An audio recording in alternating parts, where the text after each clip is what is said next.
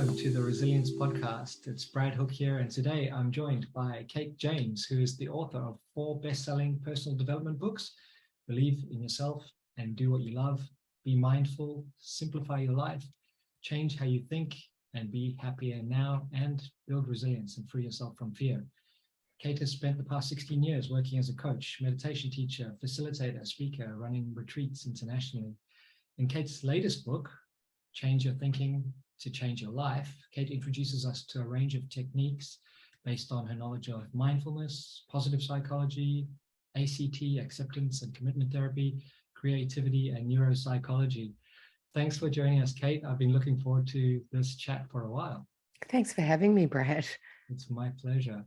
So I thought a great place to start is maybe sharing a little bit about your journey and how you developed an interest in meditation and mindfulness and how that's impacted your life. Yeah, I started meditating around, it was just over 30 years ago. It was actually during a difficult time in our family. My husband was out of work. We had 2 little kids. And I began to notice in myself a sort of, rising anxiety. Actually, I've never been diagnosed with anxiety officially, but I could feel this pervasive worry. And I knew that my husband's situation was something that was outside my control. He works as a freelancer in the film industry, and it's a pretty up and down industry, even now. And so I thought, what can I do to manage this? And I realized that the only thing that I could really change was my own response to the situation. And about a decade earlier, I'd read about meditation. In fact, I'd read a little book by Paul Wilson, who wrote a book called The Calm Technique. And I learned many years later that he had actually learned the same form of meditation that I eventually enrolled in, which is transcendental meditation.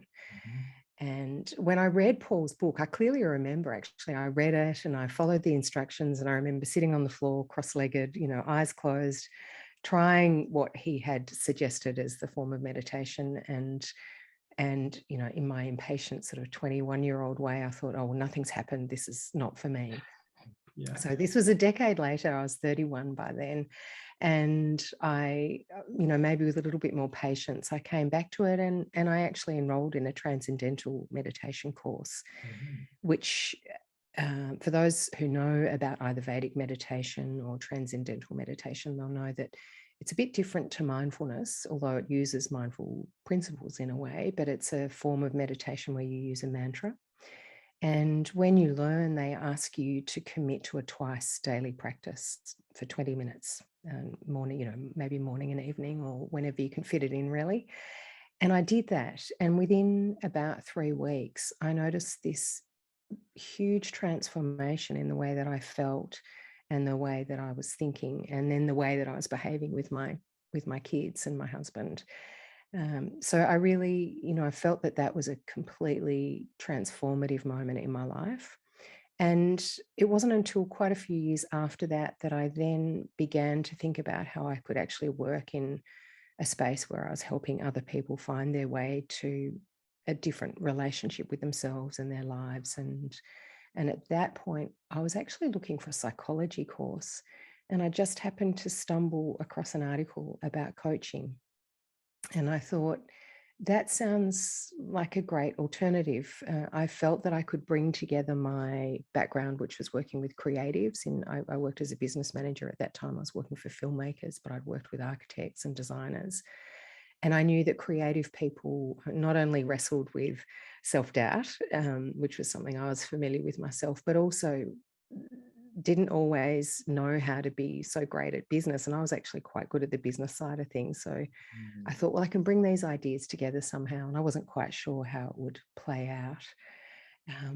And I ended up enrolling in that coaching course and starting my business, thinking that I would just work with creatives and help them in their business. But what unfolded over the years was something quite different. And it wasn't long before I was actually bringing the meditation in. And that was, we're talking about 20 years ago. So mindfulness wasn't really a thing then.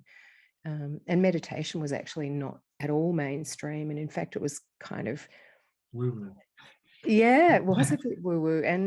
And I know I created my first website myself. I was on a very tight budget, so I didn't have the money to get a website done. And back then, to get a website done was actually really expensive. Mm. So I'd created this website myself and very tentatively put on there business coaching and meditation, and felt really uncomfortable about it. I thought, oh, how are business people going to take me seriously when they think I'm just some hippie who's out there, doing meditation? But it just turns out that things were in my favor when the research began to, come out about mindfulness, and, the rest sort of, I guess, is history. But my business has evolved quite a bit over those 20 years. Yeah. And yeah, it's been a really interesting journey from my own perspective, so much that I've been able to learn and, be interested in. And for our listeners and viewers, how would you differentiate mindfulness from meditation? There are so many different perspectives on what these concepts are. Love your perspective. So I think of meditation as the formal seated practice that, in my case, I still do every day. I have done every day since that, 30 years ago. And it's so, I mean, we can meditate, we can do movement meditation, but really traditionally meditation was thought of as a practice where you sit and you bring your awareness to an object of focus of some kind, and you can choose whatever you want that to be. Traditionally, the breath has been a common object of focus, or maybe awareness of the body, maybe awareness of thoughts, awareness of the experience in the body. So those things, as we're doing that, they're asking us to be mindfully aware. Whenever we're being fully present in the current moment, that's really sort of the foundation of mindfulness. But the added piece then in mindfulness is that it's really a philosophy that has its roots in Buddhist philosophy, and some say Hinduism as well, and maybe even some of the other religions going way back. Yeah. But so not only is mindfulness about being in the present moment, but it's also trying to be in the present moment without judgment. Mm-hmm. That bit's hard. So I think of mindfulness more as a philosophy or a way of living. Got it. And we can be mindful without meditating. I don't think we can meditate without being mindful. So I think we need to bring mindful awareness into our meditation and to notice what's here. And we can create our own practice, which might be a blend of, those things that I talked about. And I didn't mention then that another object of focus can, of course, be a mantra, which is the way that I was taught. Yes. But in my own practice, I actually use a blend. I really value the work of teachers like Thich Nhat Hanh, and his practice is often quite layered. So you might begin by being mindfully aware of your breath, aware of the body, aware of the senses, aware of your environment, aware of your thoughts, aware of your emotions, and, just seeing if we can interact with all of that from a place of equanimity, which is, maybe the ultimate goal, hard to achieve, but something that I'm really very interested in. And in your experience, I remember listening to an interview with the founder of Headspace, and he said some people use meditation as vitamins. They do it every day. Some people use meditation as aspirin. They use it when they need it. In your experience, is it up to each person to find what works for them, or do you think that a disciplined practice is better because you create that habit of mindfulness? Well, I think that's a great way to describe it, and I haven't heard it described that way before. But in my own opinion, so this is just my own opinion, I actually think that it's far more effective to have a daily practice.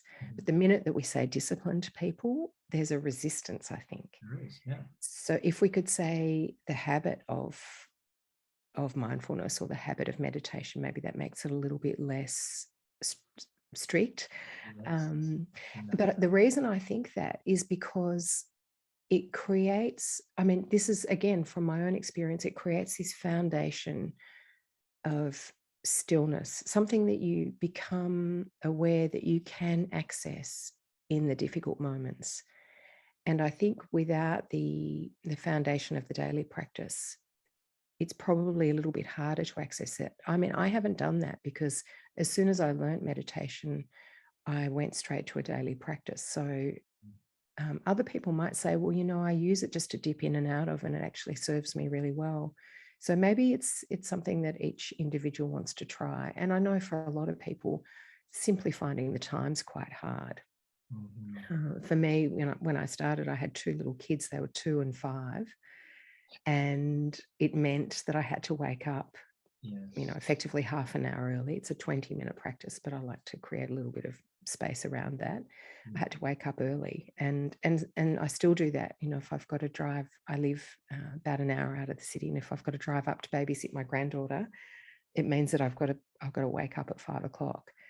And I don't love that, but I know that the trade-off is far more beneficial than the loss of the 30 minutes sleep. Yeah, I think that's where you need to get to with any habit. And I suppose for listeners out there, you don't have to start with 20 minutes. You could start with 1 minute, but just lock it in. And make sure that you do it every day. And if it works for you, gradually increase the scale, the commitment to that time. And I'm sure people will notice results. I do. I mean, I slip off the meditation bandwagon every now and then I remember how valuable it is, especially in times of intensity when the monkey mind starts becoming overactive. Yeah. And, I love that idea of starting with 1 minute, and I fully support that. And I think for people who are interested to create a regular meditation practice, it is really interesting to explore the idea of habits. And a really wonderful resource for that is James Clear's book, Atomic Habits. I'm a huge fan. It's a really practical approach. And one of the things that I loved about his book, I mean, he references another guy whose work I love as well, BJ Fogg, a researcher from the US. But the idea that firstly, we can tack a new habit onto an existing habit. So for me, obviously, waking up is a habit. I do that every day so far anyway. And as soon as I wake up, then the habit is to meditate. But BJ Fogg suggests that if you're wanting to create a new habit, make it so small that it feels like it would be crazy not to do it. So as well as my morning meditation practice, I walk each day, but I'd let that slip for a long time. And it was only after reading Atomic Habits that I thought, I know how to, get this back. Of course, this is something that I've done with my meditation. If I tack it onto an existing habit, so then it became after breakfast, the thing that I do is I go for a walk. And I started, just as BJ Fogg suggested, with just a really short walk. So I thought I'll put my exercise gear on, as soon as I get up, and I'll just have a 5-minute walk around our property. And that feels like it would be crazy not to do it. And it wasn't long before that became a 30-minute walk. And, it felt like it was just an effortless thing because there's a structure that is... Yeah, I tend not to use the word discipline so much now because I do find that a little bit rigid, but it's my morning ritual or habit. Yes.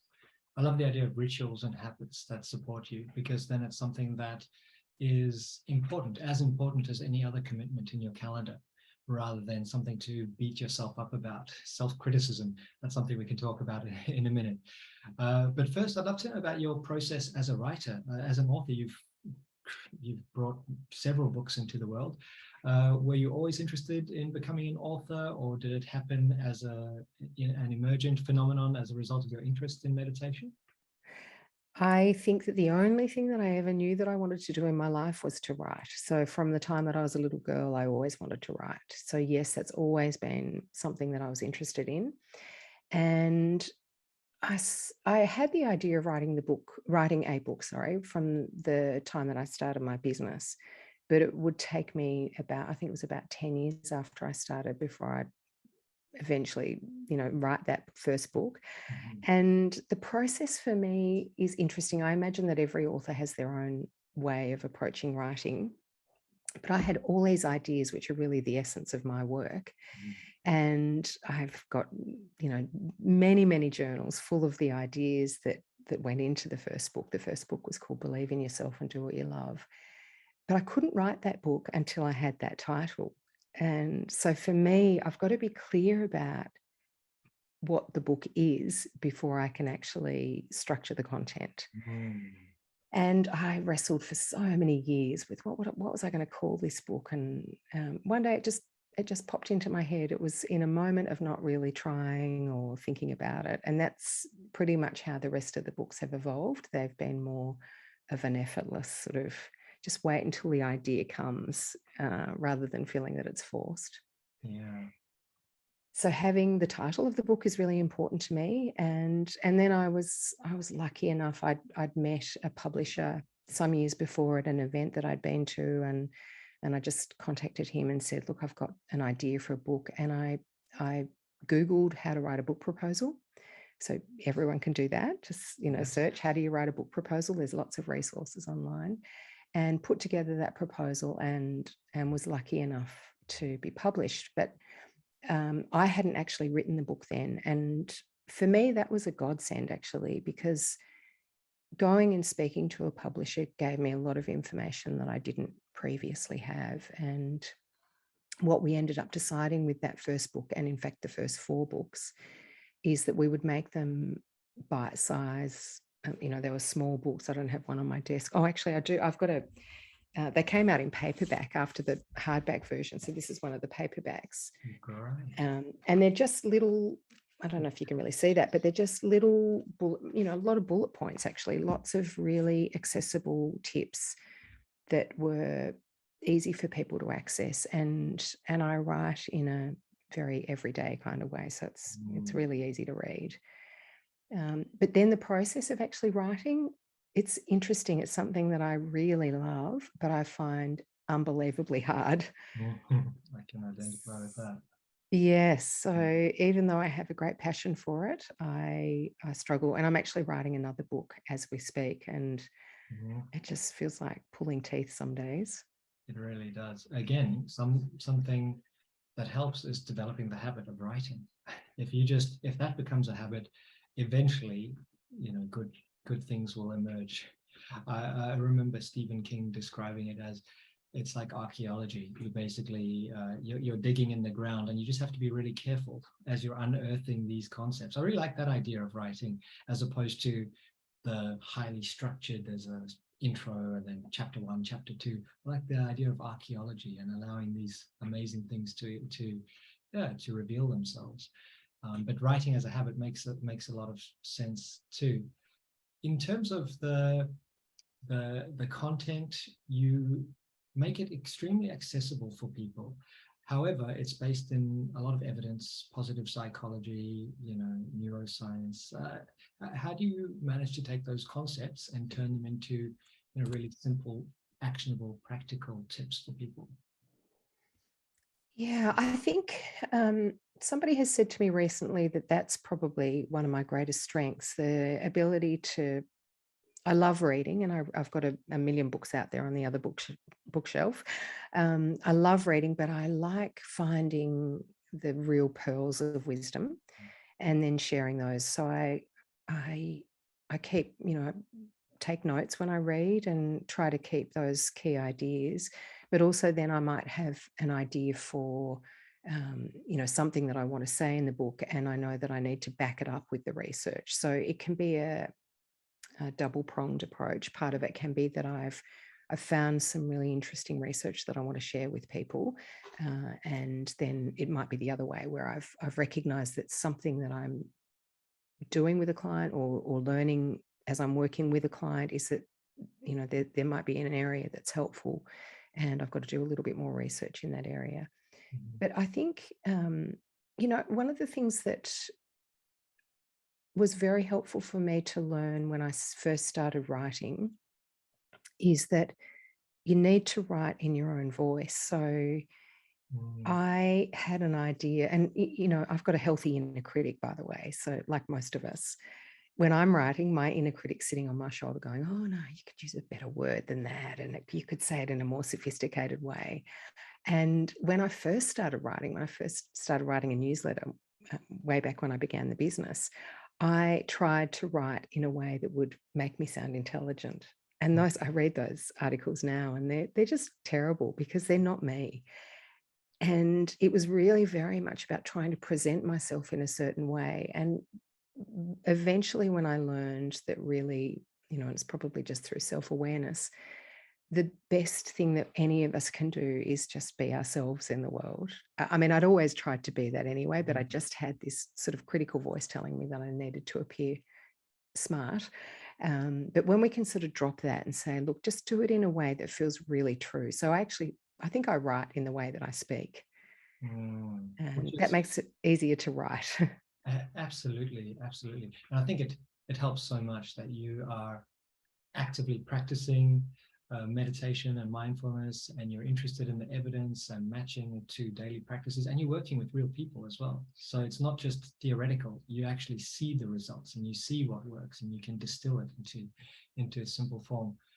Talking about the self-critic in all of us, myself included, I once wrote a book that was so obscure on purpose, just so that if anyone criticized it, I could say, well, you don't understand. It was ridiculous. Self-sabotage to the extreme. So we are all quite self-critical of ourselves. How can we develop self-compassion? Any thoughts? This is probably one of the biggest topics that I work with. And I think it's been of most interest in my own life because it's what I've needed to cultivate myself. I don't think it's a quick thing to cultivate self-compassion. So I'm really interested in this as I'm writing my next book, which is about confidence, actually.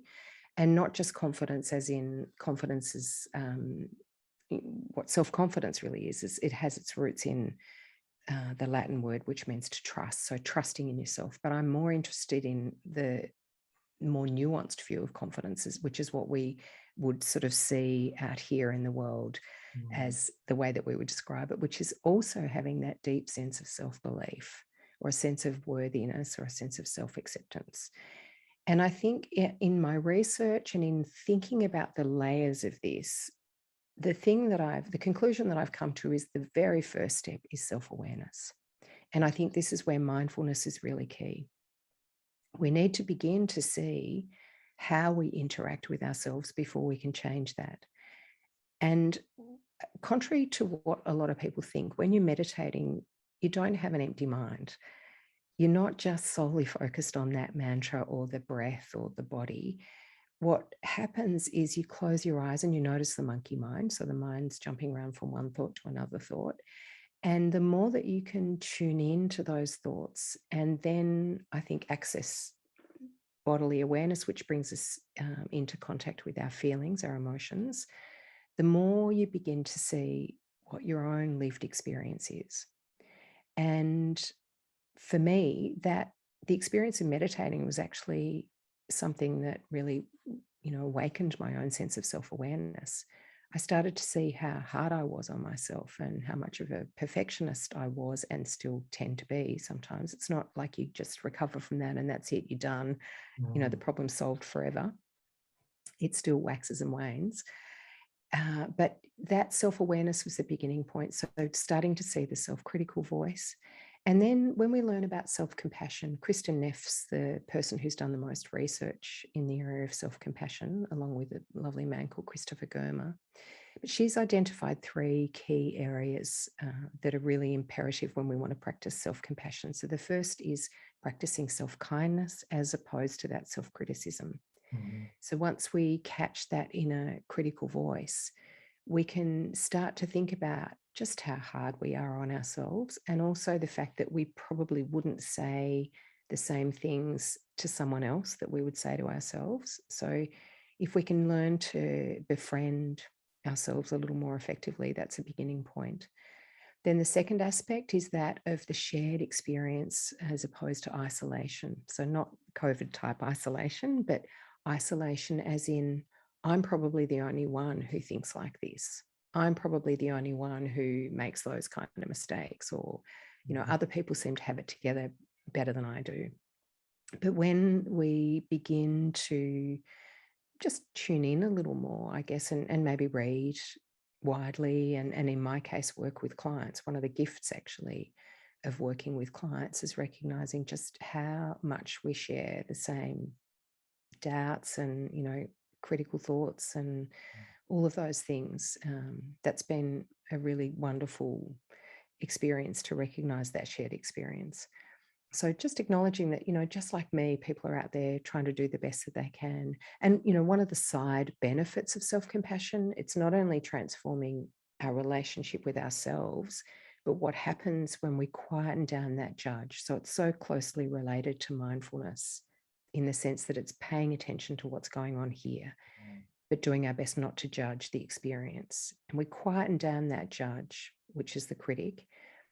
Then we start to be able to be a little more forgiving of others and their shortcomings as well. So that's a really nice byproduct of self-compassion. And the third element is that of mindfulness versus over-identification. So when we're over-identified, it's a little bit like in acceptance and commitment therapy, what Russ Harris talks about as being fused with our thoughts. So imagine that you've made a mistake or said something, let's call it unskillful. You've said something to someone that was unskillful, wasn't particularly appropriate, or you might prefer to take that back if you had your time over again. And what we tend to do if we're over-identified with that or fused with it, as in Russ Harris's work, is we say to ourselves, oh, I'm such an idiot. I said that thing. And oh, that's right. I did that, last week as well. And, that person's going to think I'm such an idiot and they're never going to invite me out again. And we escalate it to a point where we've, often catastrophized. This is why I've got no friends and I'm just a useless person. And it really gets quite big. And if we go back now to acceptance and commitment therapy, and I love these ideas because they all sort of sit so beautifully together. Yeah. Russ Harris says, acceptance and commitment therapy is about acceptance of the first thought and feeling, which is the same as what Kristen Neff is saying when she's saying, just being mindful, just noticing this is what's here. And we allow it. We don't need to get rid of it. We want to acknowledge that this is my experience. And then if we can bring in a little bit of self-compassion, we can say to ourselves, I'm so sorry that happened to you. That's a really uncomfortable moment. And then now back to acceptance and commitment therapy, we can then move forward with committed action. So the C part of acceptance and commitment therapy is commitment to workable action that aligns with your values. So you think about your values. Okay, what are my values? Well, I have a value of living with a sense of inner harmony.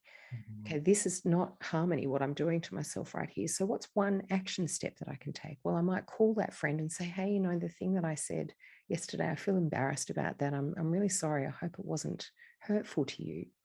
Or it might be that you don't want to do that you say, going for a walk is actually really good for me. It helps clear my head. Or I need to call another friend and say, I've had this awful experience and I'm so embarrassed. Can I talk to you about it? So we do something practical. Yes, that makes so much sense. I just love it. If you could sum it up again in 3 steps, it's tune into the feeling. Don't try and get rid of it, or have a glass of wine, or not to say that that's the worst thing, or tune into it, and then continue the process for me. So we tune in, we create that self-awareness. We watch for where we're escalating. So the escalation is being fused. It's sort of like you've got the plug in the PowerPoint and you're just blowing the thing up. And the way to think about it might be, it's like blowing air into a balloon. Yeah. And once we've blown that balloon up so big, it's in front of our faces and we can't see any possibility. We don't have access to our strengths or, the things that are good in our lives. Our vision or our view of the world becomes clouded, or our view of ourselves. And so we pause and we just shrink the balloon back down. So don't blow any more air into the balloon, or if you like, pull the plug out of the PowerPoint and just stay with the first thought. So I'm noticing that I'm feeling embarrassed, or I'm feeling even ashamed. It might be so strong. Let me pause and just make room for that. So that's mindfulness. And we don't add judgment. So we're not judging ourselves. So we're just really sort of staying with the experience. And then we can offer ourselves some compassion. And once we've done that, we can think about what's mindful action. What's something that I would move towards that aligns up with my values, that is helpful and moves me towards well-being, not away from it. And I think your example there of choosing a glass of wine, I mean, that's common. We all do that. We all have our go-to to numb our difficult thoughts and feelings, or to escape them in some way. Could be a glass of wine. It might be scrolling through social media. Yeah. It could be, eating the tub of ice cream or a block of chocolate. Yeah. And all those things are fine, as you say.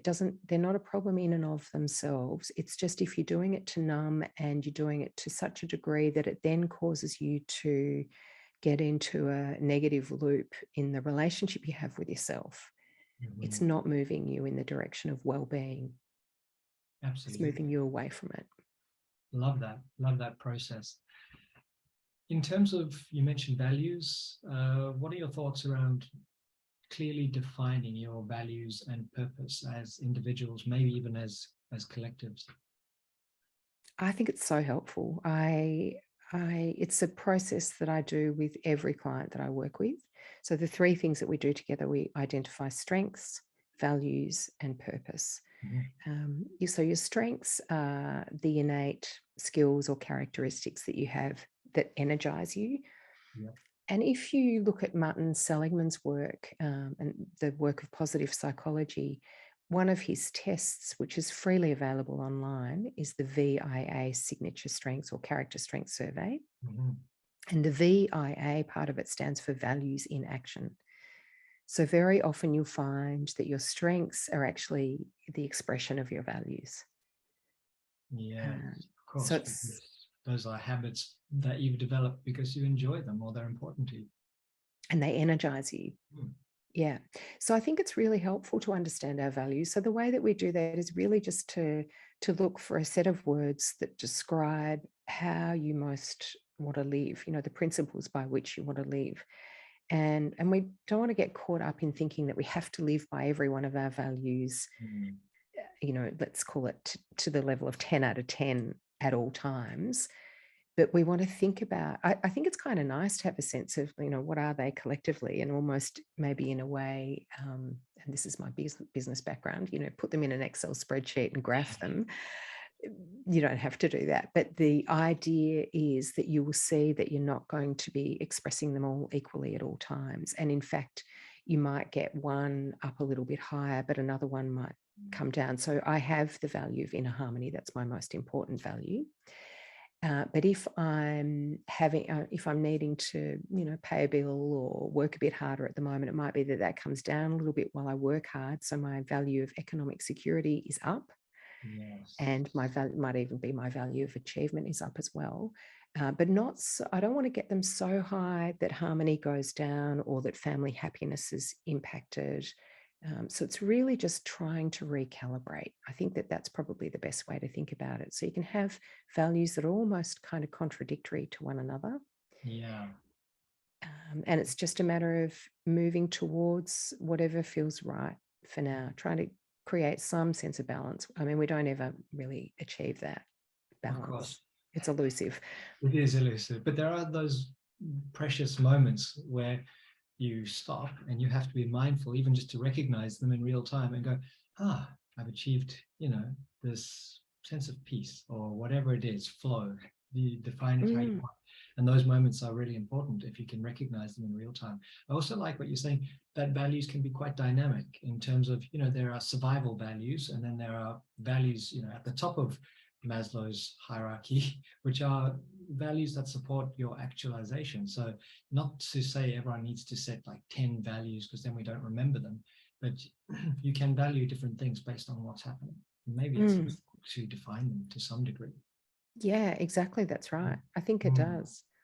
And look, I would actually say that even it's interesting, Maslow's hierarchy of needs. It sort of sets up. I always worry about Mm. that idea of transcendence or enlightenment. I think to me, and many meditation and mindfulness teachers won't agree with me on this, but to me, there's a sense of striving with that.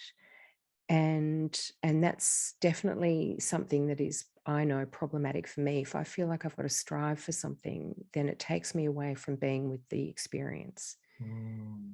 So I rather think if we don't think of it so much as a hierarchy, and I know that his work is robust, so I'm not arguing with him, but if we're able to see it as, can we express some of those more transcendent qualities in our everyday lives? So for me, the way that I do that is noticing the beauty and awe in nature, for example. That feels like a very spiritual practice, and that hopefully one that doesn't require any kind of transcendence or enlightenment, but just something I can do even as an unenlightened being.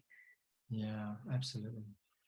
Thinking about purpose, we all know that it's important to have a clearly defined sense of purpose. Any practical tips on how people can do this? It seems like a huge task, and sometimes we compare ourselves to Nelson Mandela or Mother Teresa, who had this grand purpose that they managed to achieve through values aligned action. But any tips for people who are interested in discovering and aligning with their purpose? Mm. Yeah, I think that those images can really get in the way for people to, if they're trying to feel that they're living more purposeful lives. So I like to simplify it. So for myself, and I think about, with all of the work that I do, I think about how can I live this so that it, feels like I'm trying it and making sure that it actually works. And I've realized that my purpose at work is a little bit different to my purpose at home. It's expressed a little bit differently. My overarching sense of purpose, and I think for all of us, actually, it's pretty much the same. We want to make a difference in other people's lives. Yeah. It only feels purposeful if there's some sense of contribution. But when we think about Nelson Mandela or Mother Teresa, we think about a significant contribution that is visible to the outside world. And I think that can just feel too big for most of us. So what I'm interested in is thinking about, how do you live purposefully in the work that you do? And what I found in my own life is that once I was able to identify my purpose, my sense of purpose with my work, it gave me the courage and the confidence to go forward with things that felt really scary. So one of the things that I said I would never do was public speaking. And then when I identified a sense of purpose, I remember quite early in the piece, I was asked to talk about meditation to a group of bankers. And my early experiences were not good. Yeah. First of all, I wasn't a good speaker. I had no practice speaking. And secondly, I'd walk into a room full of guys with their arms folded, like, who is this person? It was not fun.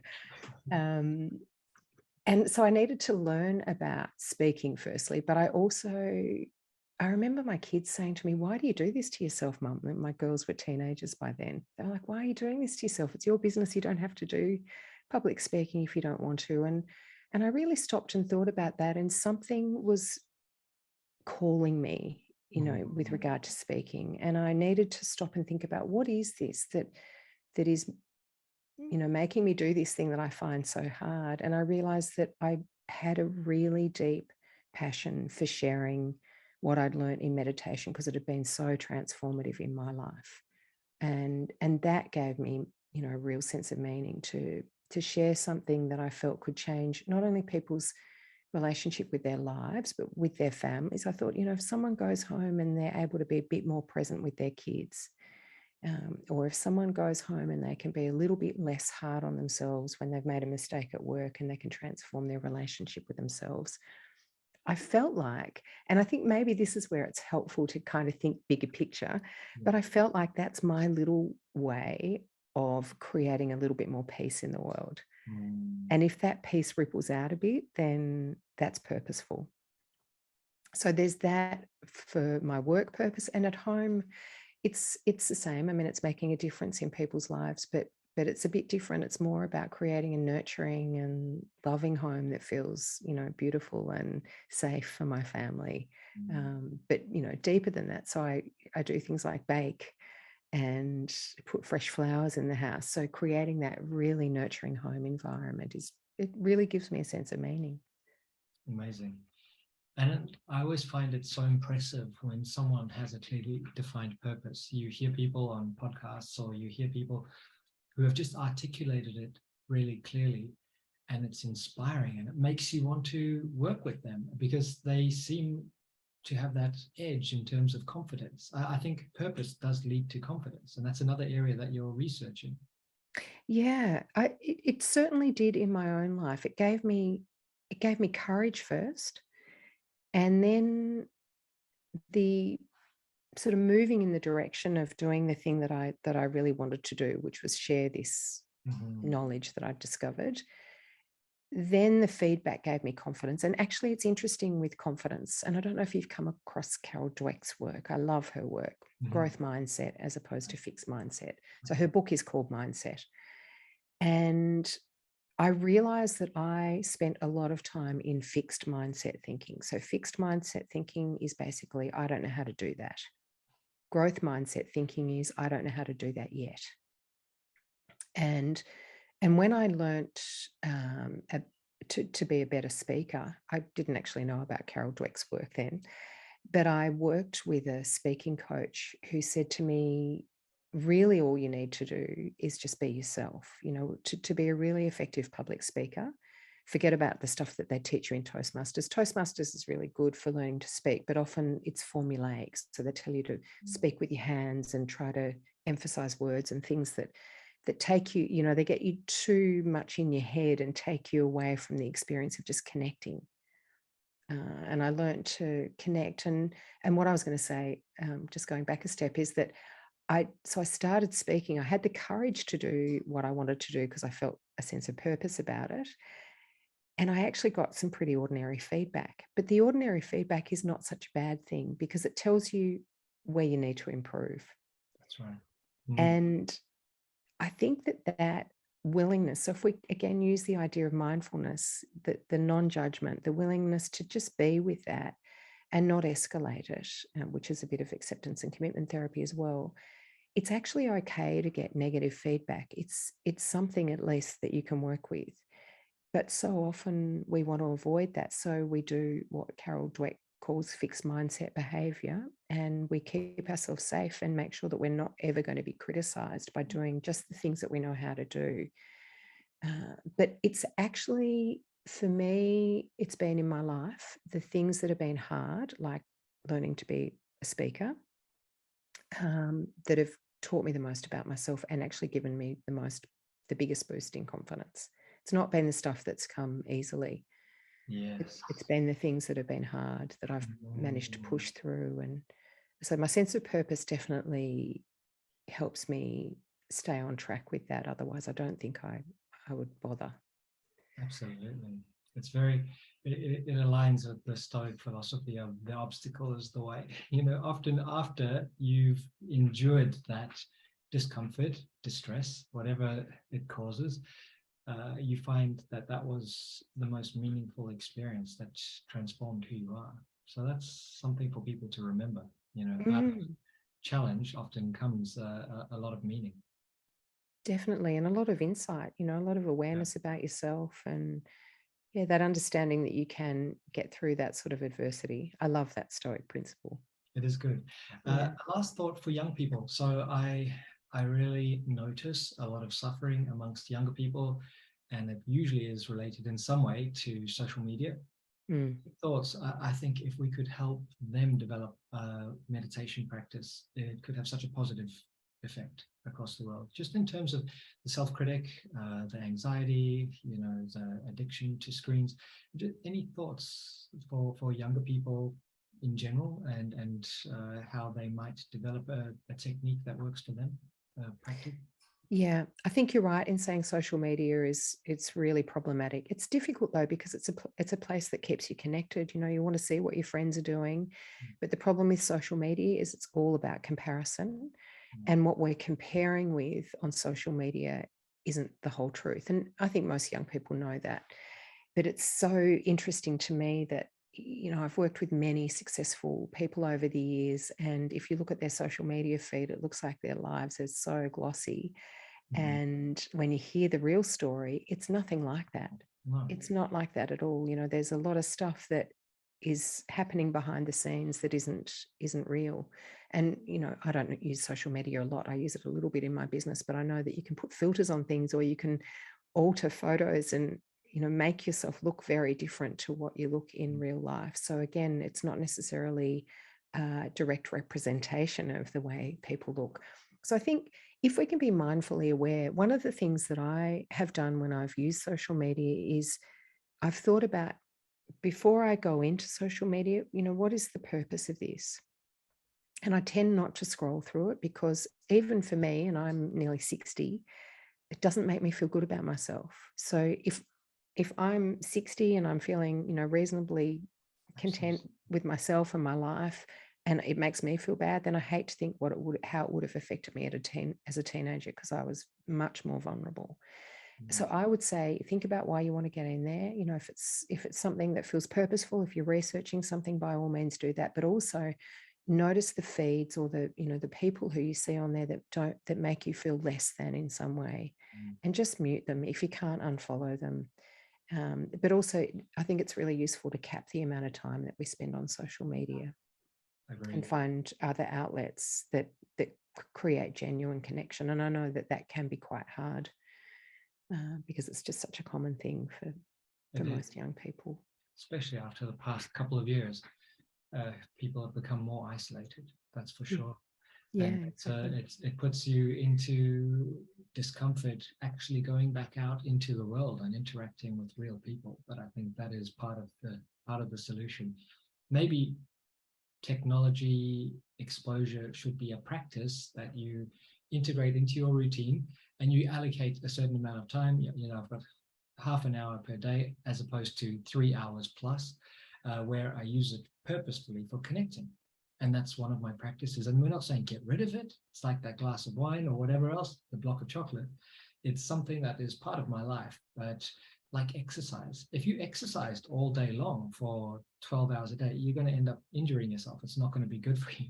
So create practices and apply them to your routine. Yes, I absolutely agree. And, I do think that there are some aspects of social media that seem to be helpful for people. And again, I don't use it, but I know that I've had clients who've got into Facebook groups that are kind of a unique group for people who are feeling challenged by this one thing. And they've found that to be an enormously supportive area. So Yeah. it's also looking at, what are the ways that you can use it that feel as though they're a little bit more supportive rather than diminishing. Mm. But yes, I agree. Capping the time is a Having good the thing, time. Yeah, get back out and into getting out into the real world. Yeah. totally. Thank you so much. This has been interesting. For people who are interested in reading your latest book, what are some of the key topics that they'll discover? So my latest book is called Change Your Thinking to Change Your Life. And the first part of the book is really about connecting you with yourself. So going through exercises like strengths and values and so on, and purpose. And then the latter part of the book is really around changing your mindset if you've got those self-critical thoughts, or you have limiting beliefs, or you're feeling fearful, or creating habits. I've included a chapter about that where I reference James Clear's book. Excellent. So yeah, it's quite practical. It's structured a little bit like a workbook as well. So there are exercises to do so that you can apply the principles in your own life. Awesome. And for anyone listening who right now feels like, and I encourage them for 1 minute just to have a moment of quiet, any technique, any suggestions to get them into the zone to create a mindful minute in their day? So really the beginning point is to just wherever you are, if you can, close your eyes, bring your awareness into your body. So you start to notice, what am I feeling in my body? Mhm. And connecting with your breath, just notice where your breath is in your body. And if you can, deepen the breath a little bit and just feel your way into whatever is here. So often we do that easily by sort of connecting with our senses. Notice what you're hearing. Notice the air on your skin. Notice your feet against the floor, and see if you can just arrive, where you are, and be present to that. The breath is often a great place to begin, but it's not comfortable for everyone. So if you are trying to practice meditation and you're using a breath meditation and you're finding that that's hard, don't be discouraged. Try something different. And it might be that just, using your senses is a good way to start. There's a wonderful app called Insight Timer, which has free meditations, and there are lots of my meditations on there. So people can listen to those without having to, sign up for any subscription or anything. So that might be also another place to start. Awesome. Thank you so much, Kate. It has been a real pleasure. I look forward to checking out those meditations. You've got a lovely presence and voice, extremely soothing. I'm sure you've heard that many times before. Thank you so much for joining us today, and I'm sure we'll do this again. Thanks so much, Brad. It's been a pleasure talking to you. Thank you, everyone. We hope you enjoyed this episode of the Resilience Podcast. We'll see you in the next one. See you, Kate.